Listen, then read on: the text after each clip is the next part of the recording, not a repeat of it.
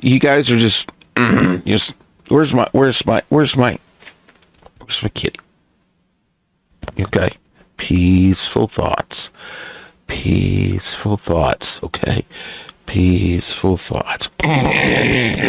Peaceful thoughts. Somewhere deep in the Ozark woods lurks the two people everyone tries to avoid the most. If you're not careful, they may find you before you find them.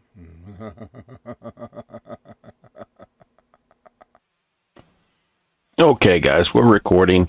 Grandma's not here. She's at the house helping Robin get some stuff done. So I'm here by myself. We haven't recorded much today.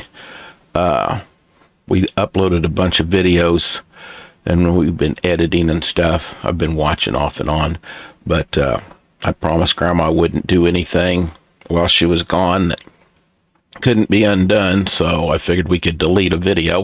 It can be undone. But so watching and recording. It is December 17th, 2021 at 5:25 p.m. I was watching Mike Huckabee. He said something that triggered a thought, but in the process of getting set up to record, I forgot what I was going to talk about. So I'm going to go back and watch this over again, at least, a big part of it. And I'm going to see if I can get something triggered again. Let me get back here. Where are we at? No, what did I do? No. Okay, here we go. I clicked on something. Responses I've seen, he smiles like.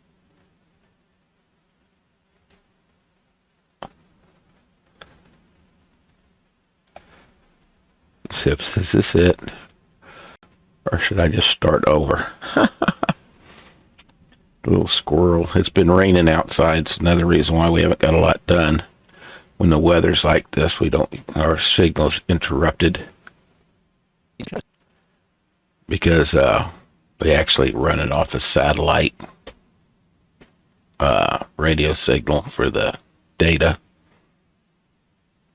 Little bitty satellite, but this big around. Whoopee whiz.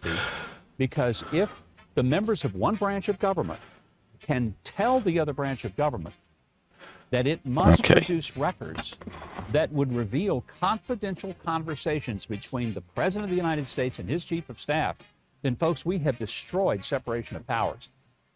That may not make a lot of sense to you, but as somebody who's been in government in the executive branch, I want you to understand this is a really, really, really big deal.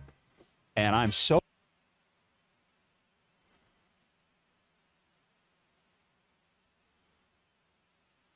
If any of the kids that don't know, he was the governor of... glad Mark Meadows is pushing back. In fact, I'm having one of those foggy days today, so please bear with. I think he was the governor of Arkansas. He was in Arkansas, but I'm trying to...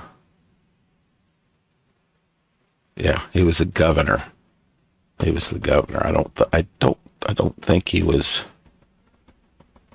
in the House or Senate. I don't. But don't quote me on it right now, please. But anyway, let's keep going. Is actually suing Nancy Pelosi, which I find to be wonderful, because she has exceeded her authority and did not live up to even the very essence of what that committee is supposed to do. This is a very important battle. It's not about Donald Trump, even though the Democrats will certainly make it all about Donald Trump. But I want you to know, even if you hated Donald Trump, you need to recognize that if Mark Meadows were to lose on this, it fundamentally changes the office of the president, and it shreds a big chunk of the Constitution in doing it. So that's why I really hope you'll get a chance to watch the interview with Mark Meadows this weekend. We're going to have a wonderful show with Point of Grace doing some Christmas music, a lot more. but we're doing it right here in our theater. And by the way, this is where we do our live stream. Now, saying live stream means you can send in your questions. I'm so glad, Pam, Thank that you you. are back. I along with you not watching the chat, and of course we'd like for you to subscribe to the channel, hit that notification bell. You see it right there on the screen. Leave us a comment, a like, and of course be sure and share the page with all the people that you know so that they will. Oh, let me. In case Grandma needs this information, this is what it is. This is where we're at. Huckabee. Here's our time stamp down here. And, streamed live 3 hours ago. So, anyway, there's Grandma's information if she needs it. I don't know. I'm just trying to keep us out of trouble the best of my ability. Oh, I need to be over here. Damn it. Okay. She got mad the other day because we were watching stuff and I had my mouse over here clicking. Oh, what's wrong with this computer? And no, it can't be. We just fed and click. She goes, wrong screen. I go, oh. And I had come over to this, the main screen. So we got two monitors, and the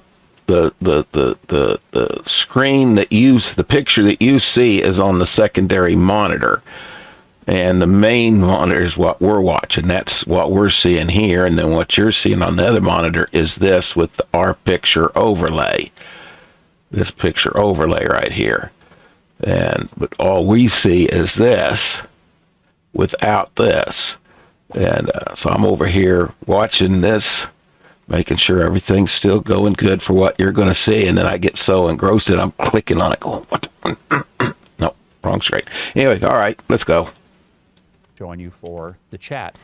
We're going to get into your questions here momentarily, but I want to begin today with just sort of a review of Joe Biden, who has mentioned at each of the stages in which COVID deaths have happened in the country.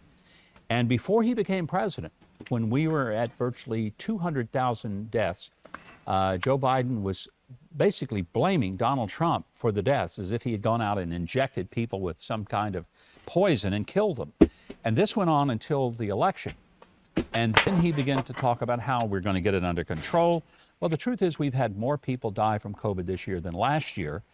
So if it's true that the President of the United States is personally responsible for the deaths, then Joe Biden has a lot to own up to. But he's not. In fact, this is an interesting moment. Now, keep in mind, for months, Joe Biden... We also have to remember, too, that the vaccines that we have, the first vaccines, the first phase of those vaccines was developed under Trump. Biden had, and remember, Biden and all the Dems were saying, I wouldn't trust these vaccines because they were produced so fast. How do we know what the side effects are? There's other things that we need to be doing, but we should not be, they were just bad-mouthing it all they could. And then just as soon as they got in, we got to push these vaccines. They're great. They're doing everything. And no, you guys are just where's my kitty? Okay. Peaceful thoughts. Okay. Peaceful thoughts. Peaceful thoughts. No, guys, you can't play it both ways, okay? You can't play it both ways.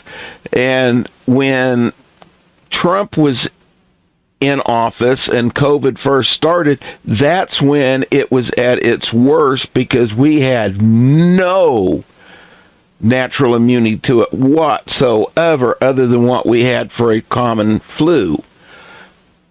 So, that's when it was at its worst. So if we had the least number of deaths during a time period when the virus was at its strongest and most deadliest, and the president in charge during that time was totally different, and the policies totally different that time, if those deaths were fewer, the death rate was lower, Then during the next administration, who had nothing to do with the vaccines other than trying to force them down people's throats when they originally just demonized them, had nothing to do with it. But they changed policies and started doing the shit that they wanted to do in the previous administration when they didn't trust the vaccines,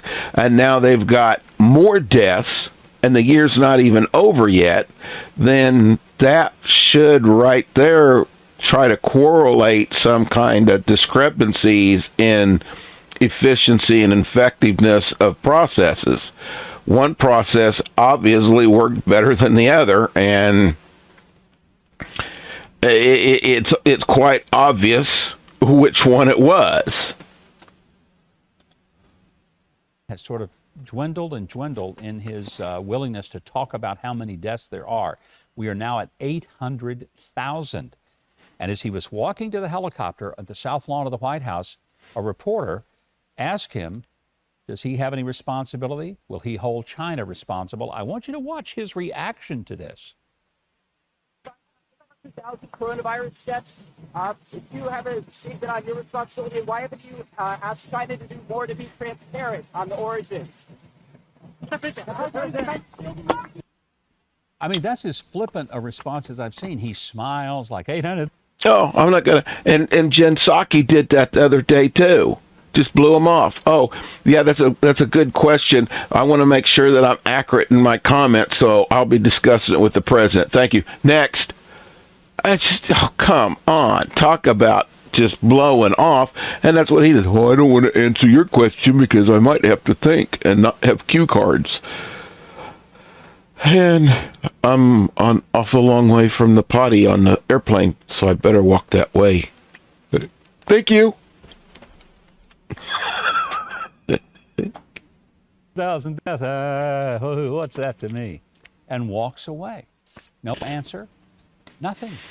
A smile and a wave. And a dismissive wave, like, get out of here. I don't even want to hear it. Well, I just wonder, is any other reporter going to hold him accountable? Not just for what's happening with COVID, but for his attitude and for the massive change in attitude that he's had. There's also some serious misinformation that the Biden administration is putting forth. I don't guess it'll get him canceled on social media, are hit by the fact checkers, which that's a joke to call somebody a fact checker, mostly in the media. They're not. But Joe Biden has been spreading some COVID misinformation, claiming that vaccinated people can't spread and don't spread the disease. Watch. And so everybody talks about freedom and not to have a shot or have a test. Well, guess what? So how about patriotism? How about making sure that you're vaccinated so you do not spread the disease to anybody else? What about that? What's the big deal? Yeah, what about that, Joe? I mean, the fact is, you're saying that people who are vaccinated can't spread the disease, but your own Centers for Disease Control and the immortal Dr. Fauci says that you can. So somebody's not getting it straight. You tell us to follow the science, you can't even follow the script. Here's another example. This is the Assistant Press Secretary, Katrina Jean-Pierre, and a reporter confronts Karine Jean-Pierre on Biden spreading this misinformation. Her answer is stunning. Watch. Why is President Biden telling people still that the vaccinated cannot spread COVID? Can you say more? Yeah, in a local interview on Tuesday, he said, how about making sure you're vaccinated so you do not spread the disease to anybody else? The CDC says people who get vaccine breakthrough infections can be contagious. Well, I'll say this. I didn't hear this interview, so I would have to see it in its full context. What I know and what the president believes is that we have to listen to the science. Boy, that's on two fronts, it's amazing. Number one, she says, I didn't see the interview. That's nonsense. When you're the assistant press secretary, believe me, I know this from my daughter having been there, unless they have some complete incompetent idiots running the White House press operation. They saw that interview. They know what the president says. The press office knows when the president goes on television, and they all watch it because they need to know what he says, because they know they're going to have a moment like this. So that is simply not true, unless she was, I don't know, whisked away by a Martian spacecraft and just got back and landed. And if so, then she shouldn't be at the podium. But here's the other part of that. When she said, we just have to follow the science. What science are we following? This is where we're confused, because either we can spread COVID as vaccinated people or we can't. Science is supposed to be so clear, right? Well, it's not. And that's why a lot of Americans have had it up to here with all this talk about what the science is. The death rate from COVID infection at its highest right now, depending on what study and whatever you use, it's between 1% and 3%. That means you have a 97 to 99% chance of recovering from COVID if you catch it, okay? Even if you're unvaccinated, you've got a 97 to 99% chance. Okay, so it's not any worse than a severe flu, okay? So get over that part of it, okay? Well, it's more contagious. So what? I mean, chicken pox. I remember growing up that whenever anybody at church any of the kids got the chicken pox, or anything, all the mothers took all the kids over to their house and make sure that we had a big house party, so we were all exposed to the chicken pox when we were little. That way we were naturally immune. You know, a few of us got it, and then the same thing. Those that didn't catch it went back. You know, I had a cousin that caught it 3 times. Now, you're not supposed to be able to catch it more than once. No, I had a cousin that had the chicken pox 3 freaking times. You know? So, and when you get, and this is the stupid thing too, it takes time to develop a vaccine for a variant. Any variant. It's not like, okay, the variant pops up today, we got a vaccine tomorrow. No, a variant pops up today, it should take at least 3 weeks to get a reasonably efficient vaccine. By that time, that virus is already morphed. So your vaccine that you've just created is for a variant that is already obsolete and has gone through its course, and now we have another one. So basically what they're building up is you're going to have to continue to have booster shots just like you have your flu shots. Well, I've had COVID 3 times. You know, each time was not near as severe as the time before.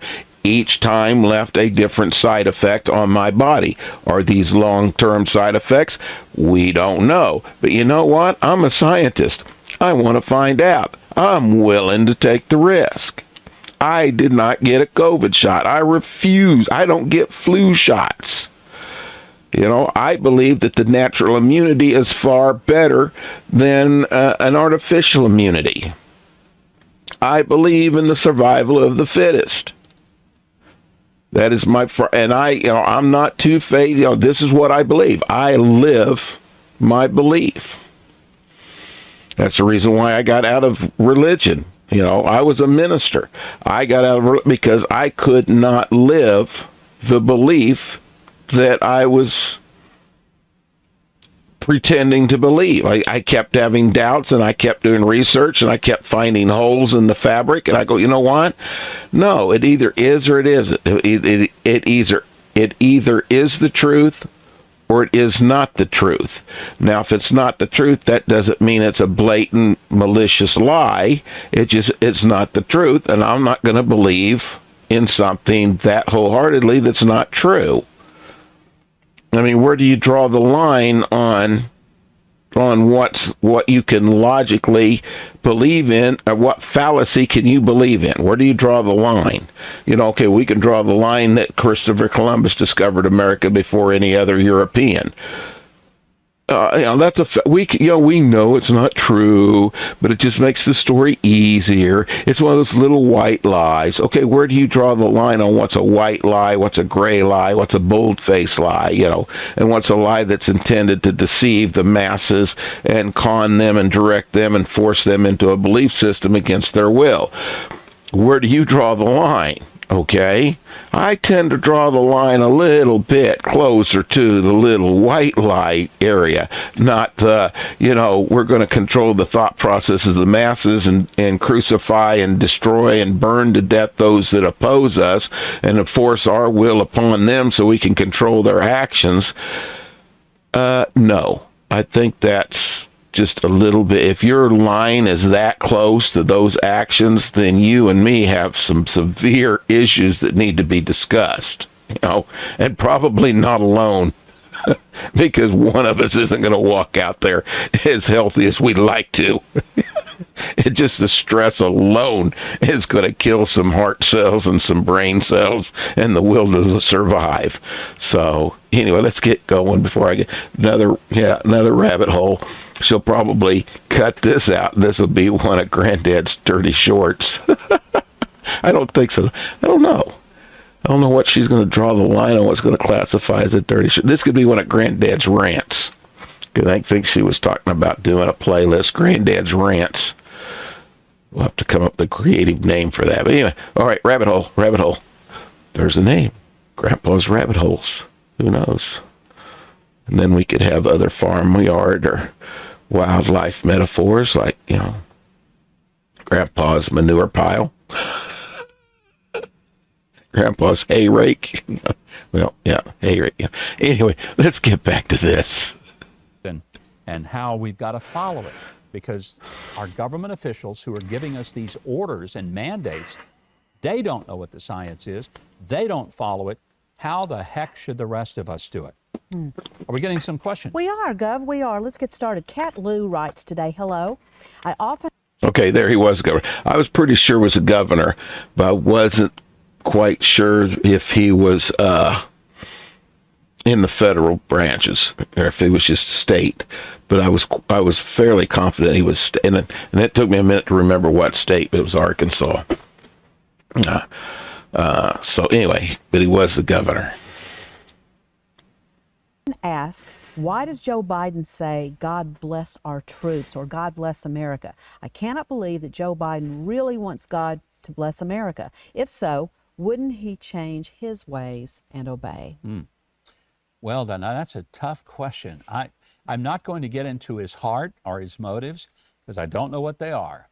I will simply say that I would hope that if he invokes the Lord, and I'm glad he's at least mentioning him, that he would come to the conclusion that God loves every human being from the point of conception, and that Joe Biden would repent of a very, to me, indefensible pro-abortion attitude. I can't understand that for sure. Staying on that spiritual path, Trey Bratcher writes, how can we be better Christians throughout our lives day by day? Okay, we could. It's hard to really ought to focus on the standard. Now, if the standard is what someone else is doing, you'll always pick somebody that you're living a better life than, and you'll say, I'm doing great. You'll find out let's go back to the standard. To have an unselfish heart, those are the things that we really ought to focus on.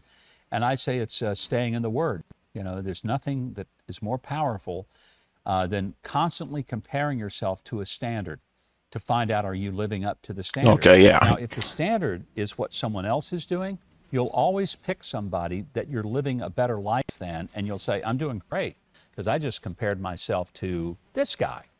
And this guy that I will pick is somebody whose standard is low enough that I'll exceed it. Here's the standard. Jesus. That's the standard. Stay in the Word. Make Jesus the example. He's the tuning fork.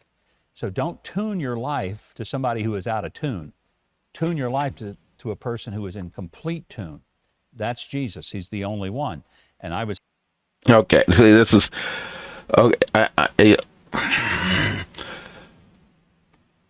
the philosophies that are preached by most mainstream religions have good philosophical roots and are worthy of studying and consideration, contemplation, and application if appropriate. Saying one religion is more moral than the other, no, we can't do that. Okay. Whoa, we just lost everything.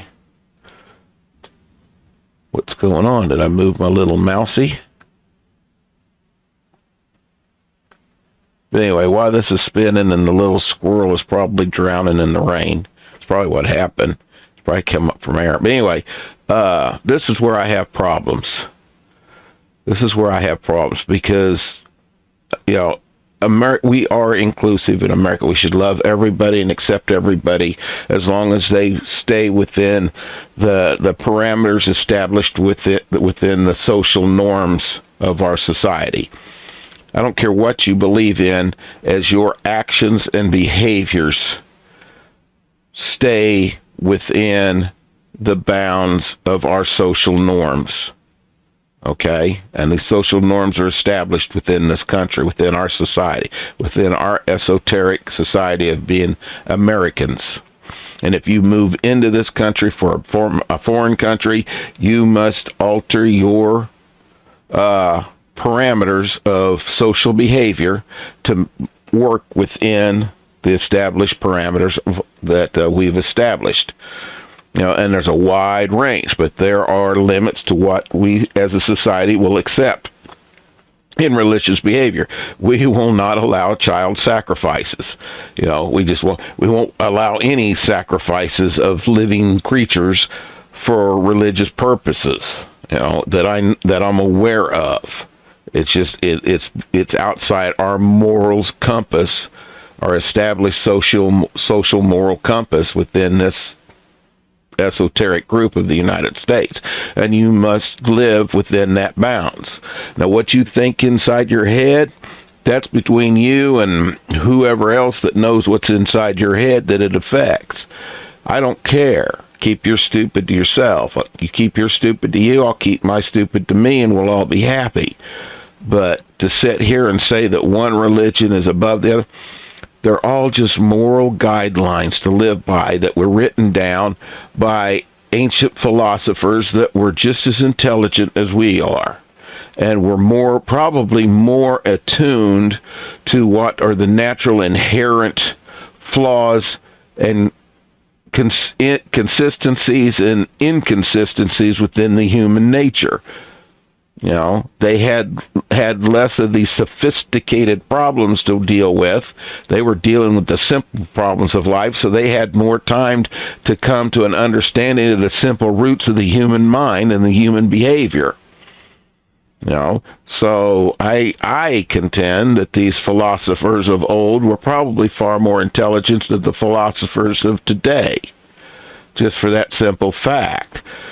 Now, we do have these added nuances of modern stresses put upon us, and that is altering the course of our social dynamic.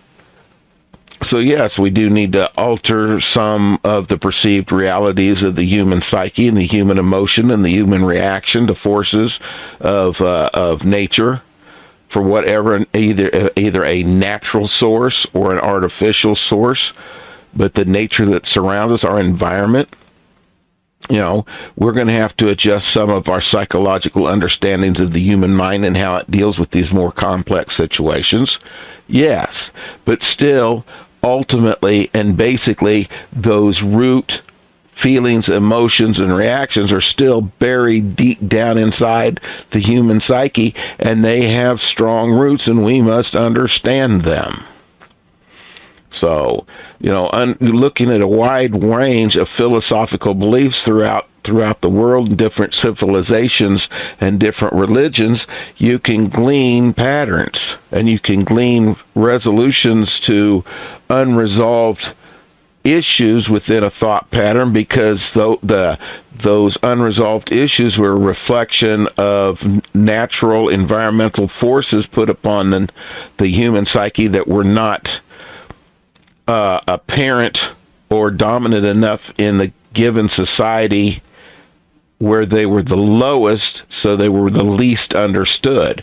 So where those forces were the highest, and the philosophers were more attuned to direct results of the pressures, because they were more prevalent, would have a better understanding of them and would thus write with their philosophical thought processes about these forces and the effect on human psyche. So now you can combine these two and say, wow, we both know more now, instead of fighting with each other saying, no, I'm right, no, I'm right, mine's better, mine's better. Get over yourself. Okay? Get over yourself. Ultimately, it's not your decision. If you're going to go onto the intelligent design path, and that there's a greater being up there designed and created us, then ultimately he's the one that's going to decide if your behavior is appropriate or not. So quit fighting amongst yourself to try to be the dominant child of all the children, and the pick me, daddy, pick me, because look, see what little Peter does, see what Bobby does, see what Suzette does, see what Angela does. They're not doing the things like I do that make you happy. No. I've often said that most marriages fail because one spouse thinks that they're doing everything in the world for the other spouse, not really realizing that the things that they are doing, the other spouse can do for themselves, and does not therefore see those activities as being ultra special. What they see as being special in the relationship is the things that are done for them that they can't do for themselves. For whatever reason the can't is, and so it's, well, look, I lay out your clothes every morning while you're in the shower, and I make sure that you've got this and that. It's all this busy. It's like the religious thing where you're taking things to the altar and taking the food and taking all of this. It's just, that's what it's like for some people. No, what I need from you is what I can't do. I can lay out my own clothes. Especially, if there's, maybe I'm not in a mood to wear what you're putting out, but now I'm forced to wear it because I don't want to make you feel bad or insult you by saying, no, I don't want to wear that. So now I'm wearing, that's not really what I wanted to wear. I had something else going on, or I was going to, I was going to play a joke on a buddy, and I knew that he was going to wear something, and then I was going to wear something just the opposite, or whatever. I mean, you don't know. That may not be important to that individual, that their clothes was laid out. I know one married guy that just, this irked him to the heavens. His wife would do the laundry, which he loved. Thank you. And she would fold the laundry, which he said, thank you. I can do, but she would fold the laundry and then put the laundry on his laundry. She'd put hers away and then put his laundry on the end of the bed, 18 inches away from the dresser drawers that they were supposed to go into. Now, to him, he couldn't understand that if you're going, where do you draw the line on how much love I'm willing to show to you? I'll do the laundry, I'll fold the laundry, and I'll even put it right there in front of the dresser where it goes, but I won't put it away for you. Why? Why is your line drawn right there? I don't understand. What do I need to do to get you to love me enough more to put the clothes in the dresser? Because evidently I've fallen short on one of your expectations, so therefore you're going to punish me somehow for something that I don't know that I didn't do. He could not for the life of him figure out why. And that was a sore spot for him. Somebody else will say, "Well, what?" I can understand why or what, but see, you're missing the point. Is that everybody, what's important to one person isn't important to somebody else, or what you may seem to be just a casual statement is taken to be a hurtful slight. It's interpretations, but one person may interpret your actions totally different than what your intent was. Hitler had the best intentions in the world. He thought he was doing great things. I think his interpretations of his actions are far different than the interpretations of most of the rest of the world. But he thought that he was doing great things. The rest of the world said, no, we want to divorce you because we don't like what you are doing that you feel is great because it's detrimental to our happiness. Relationships are the same way. So anyway, another rabbit hole. Let's go. Say that you do that, you'll say, oh, I'm out of tune. It's not the others who are messed up. And I think that's how we start.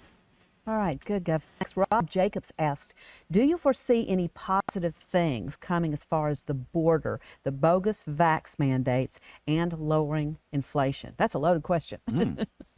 I'm not seeing a whole lot of changes at the border, other than I think the Biden administration has begun to understand that it is out of control. They won't admit it, but they have made at least one major change in that they are now beginning to reinstitute the Remain in Mexico policy. They knew to begin with it was out of control. They knew what it was from the very get-go, but they were going to use that situation to the best of their advantage, whatever the stance that they needed to take to benefit themselves. And they were willing to die with the lie. They needed a stance that was totally the opposite of Trump, so they took that stance, even though the stance that they took was opposite of their stance that they had 8 years ago. Actually, 4 years before Trump. Before Trump, the years before Trump, leading up to Trump, they had a totally different viewpoint. They wanted the same thing Trump wanted, but then once Trump wanted it, then it became taboo, just like everything else Trump did. They had to be the opposition at all costs. So they were against the border wall, they were against the vaccine, they were against the travel bans, they were against anything that they could stand up and make some kind of seemingly coherent stance and argument against. Then they became anti, the anti-Trumpers, no matter what. And so that's what they did. Well, then once they got rid of Trump, they kind of backed themselves into a temporary corner and had to continue with that lie until the point that it got so bad that then they had to capitulate. But by that time, they'd already used it for its lifespan. And now they can take and direct your attention to another manufactured emergency. Policy, which was a Trump policy, criticized at the time, but very effective in keeping people from just pouring over the border, claiming asylum, getting in, and then having dates set to come back and have a hearing, which obviously they never did because they just said, oh, I'm in now, and they go all over the country, and that's the end of that. So maybe there's a little bit of improvement, but not an admission that we need to make fundamental changes, including the control of the border. As for inflation, my concern is that it only gets worse because as long as the government is paying people to not work, we have a shortage of labor and people who could be working but they're not, and we have a great demand for workers and nobody to fill those jobs. Be careful that you don't just look at unemployment numbers, because when a person takes himself or herself out of the workforce, they're no longer considered unemployed. that they don't show up on the figures anymore. So you may say, oh, there's only a 3% unemployment rate. But the question is, how many people are work eligible but choose not to work? That's your real number. No, these are the people that are working for cash under the table. They're off the books. These people are working, but they're not counted as unemployed because they're not within the register work system. So, I mean, they're not. There are far more people that are off the books than that are realized. So it's just like I'm unemployed. I've not drawn unemployment 30 years. Yeah, I've not drawn unemployment, I believe, for 30 years. I just didn't do it.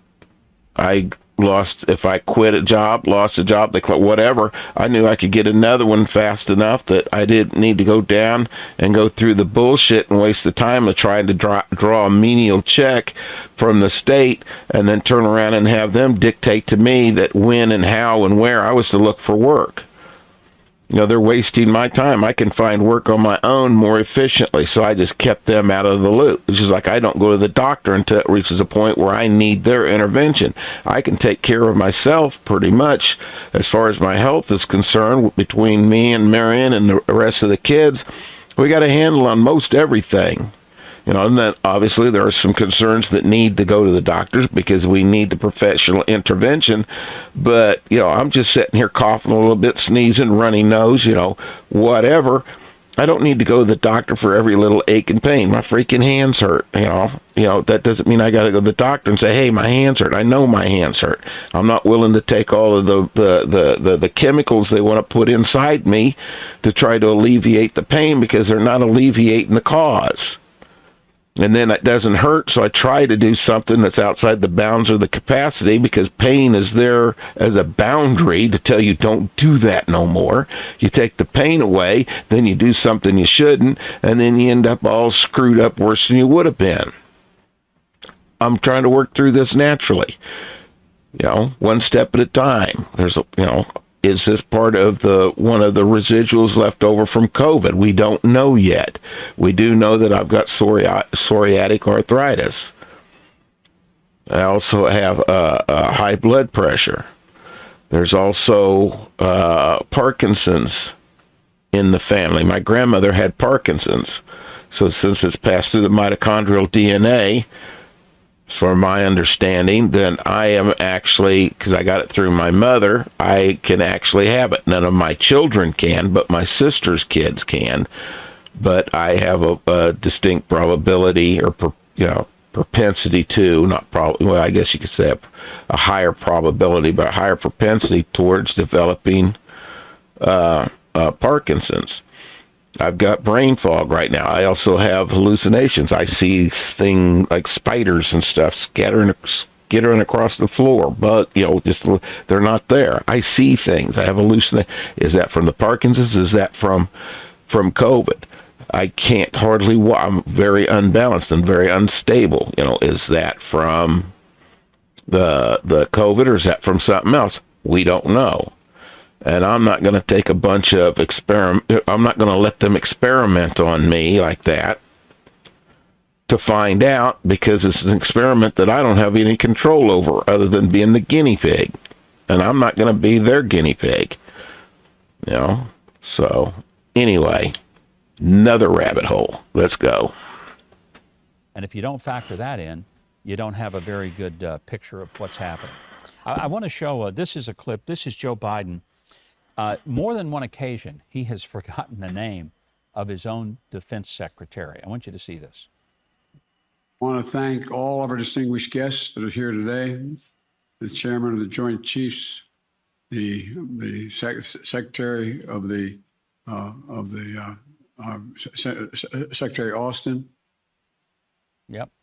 Eventually, it'll come to him. Look, we all have those moments, but he has one every time he speaks. That's the difference. If this happened once in a great while, you'd say, yeah, it happens to all of us, even people much younger. But this happens every time he has a speech. And I want you to remember something. He's got a teleprompter. Everything he says is on a script. Joe Biden doesn't walk out, and hardly ever does he just make impromptu comments, because his staff is scared to death how that ends up. And so all he's got to do is read the script and read the name of the defense secretary, and he struggles to do it. Here is the deputy press secretary, which is Karine Jean-Pierre. And when asked by a reporter whether Joe Biden will choose Kamala as his running mate, I think she kind of mimics the Kamala cackle. Let's watch. Can't speak to a conversation that the vice president and the president has. I could only say and reiterate what Jen has said and what the president has said himself, that he is planning to run for re-election in 2024. I don't have any more to add. But just to be clear, when the president said he plans to run again, he means with Harris on the ticket? Yes, he does. There's no change. Yes. That's what's called a nervous laugh, which means you're laughing to cover, or you're being caught flat-footed in something you're thinking, I don't know how to answer this. And that's why Kamala Harris cackles a lot, because it's when she's nervous and doesn't know how to answer the question, she laughs as if, let me just blow that off. And what she's really doing is she's buying herself some time, and she's trying to dismiss it, but the question was real. That's what it reveals. Pam, we getting some more questions? We are indeed. In Gov, with confidence, people can like today. And of course, they are speaking with you live today. Yes, they right are. Here streaming from our theater here in Hendersonville, Tennessee. Like us, and don't forget to click on the bell there so you'll be reminded and notified whenever we are live like we are right now. Thanks to Jonathan for the super chat. He said, God bless you, Governor Mike Huckabee, for speaking the truth. Well, thank you. Appreciate that, Jonathan. Kimberly Lopez now is asking, why is it that the Amish have reached herd immunity and have not taken one shot? Can this be proof that natural immunity is better? Now, this is a very, very, very good question. And they need to be examining this, because from a scientific perspective, this is a very good and clear indicator, because they are not isolated away from the non-Amish throughout the day. Their daily activity involves contact. You know, a significant part of their population comes in daily contact with non-esoteric members. So this virus is spread within there, and then those few members go in, and it's contagious as it spreads through the community. They're not suffering the same problems as everybody else. Why? And this needs to be examined. That's an interesting question. I don't honestly know the answer to that, so I'm not going to try to pretend that I do, and I'm not aware of those figures regarding the Amish community. They're a very close-knit community. They certainly practice very, I guess, wholesome and thoughtful patterns of behavior, but I was not aware that their infection rate was virtually zero. Yeah. That's interesting. It's news to me if that's the case. The one thing I think we do know is that there is some real confusion among the scientists about COVID. And let me give an example. Yep. This week, Dr. Fauci. Okay, pay attention, because just because we claim we are scientists, but that doesn't mean we have all the answers. We're not divine or anything. I mean, we're still finding the answers, but we've got enough of them that we can claim at least some kind of applicable understanding. But we still don't know it all, and there's still corrections to be made in course directions. Truths are ever changing. That's the reason why we still have gravity is still a theory, because we do not know that the gravity exists in all spheres of existence. You know, there may be another galaxy that gravity doesn't work the same way as it does here. We don't know, so it's therefore a theory. It's a law, a scientific law only exists in a situation where we can prove under all circumstances this to be true, never changing, and it cannot be altered. If it's altered, then the fabric of the universe and known understanding will be destroyed, because we just really have no clue then. So that's the reason why there's scientific laws and scientific theories and hypotheses. There's different levels. And so, anyway, let's continue. Just realize scientists, that's the reason why scientists sit and have debates and conversations and investigations, because we all do not evaluate the data in the same way. Fauci is saying that Americans can enjoy the Christmas holiday with their family, but only if you're vaccinated and if your family is vaccinated. This is what he says. Listen.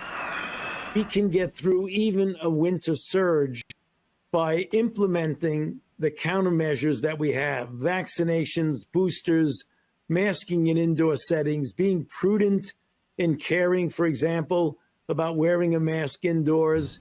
You can enjoy the holiday season with your family if you're vaccinated and your family members are vaccinated. So you can only enjoy the holidays if you're vaccinated and you wear a mask indoors. It's hard to enjoy your family if you happen to wear a mask indoors. And when I'm hugging my grandkids, I'm sorry, I ain't wearing a mask doing it. Just not, and they're not going to. This is a very different kind of perspective that Dr. Fauci is giving than some other people who are, I would say, clinicians, and these are people who actually see patients, because Fauci sees no patients. He is a doctor, but only in the government bureaucracy. He does not go up and down the halls of a hospital and read charts and see patients. But here's a doctor who does, and that's Dr. Marty Makary of Johns Hopkins School of Medicine. And his concern is that all of these lockdowns and the things that we're doing is having a much bigger negative effect on children than COVID. Watch this. Brown University has a good study showing that kids who have been in school during the pandemic compared to kids who've been in school before the pandemic have more cognitive, motor, and learning deficits. This is a tragedy. It's uncharted territory. We're going to appreciate the downside of this far into the future. Young women have had a 51% increase in emergency room visits for self-inflicted harm. That alone is a pretty shocking statement that Dr. Makary is making. By the way, I really like him. He's very smart. He's a great communicator as well. And again, a clinical practitioner at one of the...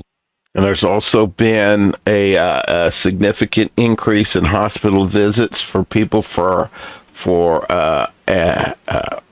psychotic and anxiety attacks. Some kind of psychotic event, extreme nervous, extreme anxiety, situations that they are so unfamiliar with and can't cope with that they have, at some level, a nervous or mental breakdown.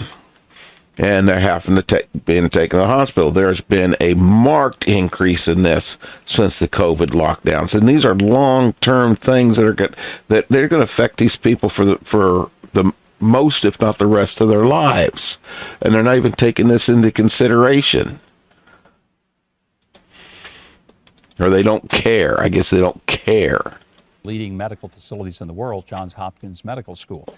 And if you didn't catch totally what he said kids are experiencing significant cognitive and motor ability problems because they've been locked down and kept from other children and not been in their normal social settings. But the single most alarming thing that he mentioned was a 51% uptick in the number of young females who are going to the emergency room because they have self-harmed. That means they have done damage. They've either cut themselves or they've tried to kill themselves or they've over-medicated. 51% increase among young women because of the lockdowns of COVID. That is very, very concerning, and it's something that I hope people would take note of, and I would like to think that parents are starting to say to their school districts, our kids have got to go to school, and they have to be able to interact. That's critically important.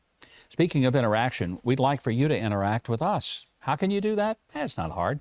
Subscribe to the channel, hit the notification bell, leave us a comment, tell us what you think. If there's a particular thing you want us to talk more about or less about, that's where you can let us know. Be sure to like the channel and to share it with other people. All of that is an important way that you and I can continue to connect. And I want to say thank you for joining us for our live chat. We are live from our TV studio in Hendersonville, Tennessee, right outside of Nashville. And Pam, I think there are more questions coming in. Absolutely, their chance to talk to you live and in person. Jay Luther writes today, and this is referencing back when Sarah was in the White House, Gov. How long did Sarah go without giving a brief? It's some kind of record. Oh, how long did she go without? Yeah, without giving a brief. Did she? It was pretty consistent until the point at which, when the White House got sued by Jim Acosta, or he filed a complaint because they finally just quit answering or calling on him.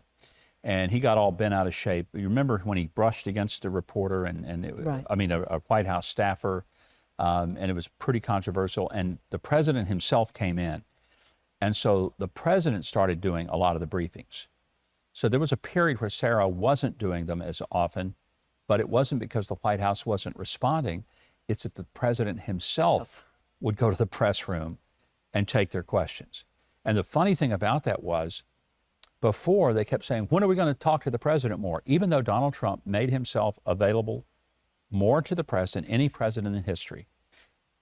And they kept saying, we want to see him more. And then when he started coming, they said, we don't want to see him every day. We just want to have our briefings with the press secretary.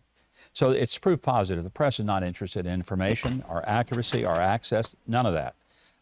They're interested in whining and being advocates for their side. Yeah, I got an we still have agenda. a lot of questions. That was the reason why I didn't go into journalism, because I was studying journalism in high school, but I found out that it's not the fighting for truth, justice, and the American way, and you're finding a group of people that believe the same as you do, and you're all trying to glean data that will support your point of view, and then you reject everything else, and you're the spin doctors for your cause. So you're activists. These reporters are all activists on whatever side. They're activists. So that's the reason why, because I'm the scientist. I want to know. I don't care what the truth is. I just want to know what is the truth. I want to know what is it. Everybody says we always have to be right. Yeah, because I want to know what is the truth. I want to know what the truth is. For questions, a lot of time on the clock still for folks to write in if they like. Let's go to Kimberly Lopez. To Jane Sullivan. Isn't there a constitutional safeguard that if Congress will not do anything about an incompetent president, that places the United States in danger? He's removed? Well, the 25th Amendment is part of what could be the removal of a president. It's very difficult. And let's be very honest, it ought to be very difficult to remove a president. It shouldn't be because Congress wants to. Congress can only do it through an impeachment of the House, a trial in the Senate, and a 2/3 vote. We should be able to have a recall election on the president just like we do any other politician. We should be able to have a referendum recall. So there are going to be arguments on both sides, but I would like to hear an open and honest debate on the pros and cons and the reasons why we can't and the reasons why we shouldn't and the reasons why we should. I'd love to hear that debate from some experts, some constitutional experts and some legal experts, on why constitutionally and legally we cannot or should not have a recall election on the president. Go to the Senate to convict. By the way, the word impeachment does not mean removal. Impeachment is essentially an indictment. It means formal charges are filed. Well, I know at the state level we can recall governors, and that may not even be all states. So I spoke a little out of turn because in contemplation on the federal level, I'm not sure if you can recall a Senate member or a House member. I don't know. I know, of course, obviously the Supreme Court's a lifetime appointment. I don't know. I don't recall. Let's put it that way. I have a feeling that I should know, and I have known, and it's up here someplace. But my little research assistant, my undergrad, that is in charge of research and finding the little files is they're off on Christmas break, evidently, and they've got the keys, so I can't access all the files. They're locked away up in here. They're safe. Trust me, they're safe. They're up in here. But we'll have to wait until the research assistant can return and can assist me in the research and finding the data that's locked away up here. But anyway, so we should be able to have a recall election on the president. And under the Constitution, the House can issue articles of impeachment. Those are basically indictments and accusations formally raised. It then goes to the Senate. The Senate has a trial presided over by the Chief Justice of the Supreme Court. Each senator votes, and then it is required for 2/3 of the Senate, which would be 67 votes, in order to remove the president, find him guilty and remove him. That's a huge bar to clear. So that's not a likely one. The only other option is under the 25th Amendment. If there is there's a meeting of the members of the cabinet and they declare that the president is incompetent or is incapable of serving, they can make that recommendation that the president is taken down. But remember, these are people who are appointed by the president. It's very unlikely that they're going to step in and do that unless it is very severe. Let's say the president has a debilitating stroke and he's still alive, but he actually is not functioning anymore. Then maybe under those conditions it would happen. It's not going to happen because they just don't like what he's doing or because they think that he's really no longer up to the task. They at that point may say to his family, to his staff, would you please convince the president he needs to resign? But again, that's probably not going to happen. It's a very difficult thing. And I want to be on record as saying it ought to be difficult because you don't want the American people to elect somebody and then a handful of 10 people saying, yeah, we want to get rid of him. And you certainly don't want to make it easy for the legislative branch to overthrow a president who was elected by the people, even if it's Joe Biden. So I want to be clear on that. That's not the likely way that things play out. All right, Jay Luther writes, and I haven't confirmed these percentages, Governor, but he says 26% GOP, 26% Democratic, and 46% Independent is the demographic of Americans, wondering why so few are party affiliated. I'm not familiar with those numbers, and I don't know what that's from. 26, and 40. I'm just not sure. So I'm not saying that's not correct, but I've not seen it that way. I think there's a larger percentage of people who identify with one of the other parties and a lower percentage of people who are independent. But, I could be wrong. I never have been before, but it could be that today is the first day of my entire life when I am. Send, if you would, I would just appreciate not questioning you, but I'd like to look it up and see where did that information come from, the 26, and 46, because I've just not seen it. Okay, Truth Matters writes, so why are we being lied to? It appears that we don't have a government anymore. Please explain, if you can. I'm not sure if I understand the question fully. Okay, I think we're gonna. One is just incompetent. I think we're gonna end this here. We're already at an hour and 2 minutes, and until we get our page certified, we're only allowed a 15-minute video max, so we're going to already have to cut this down to at least 4 videos, or max at 4 videos. Might be 3, depends on how much we cut out. I ranted a few times, so we might get 3, maybe 4 out of this. But anyway, I'm going to stop this here before I piss Grandma off, and Need to come up with some taglines, something to end with, something to start with. I don't know. Maybe find some music. Dinging in and dinging out. But anyway, so my advice for today is enjoy how bad it is now, because it'll be worse tomorrow. See y'all. Love you guys. Night.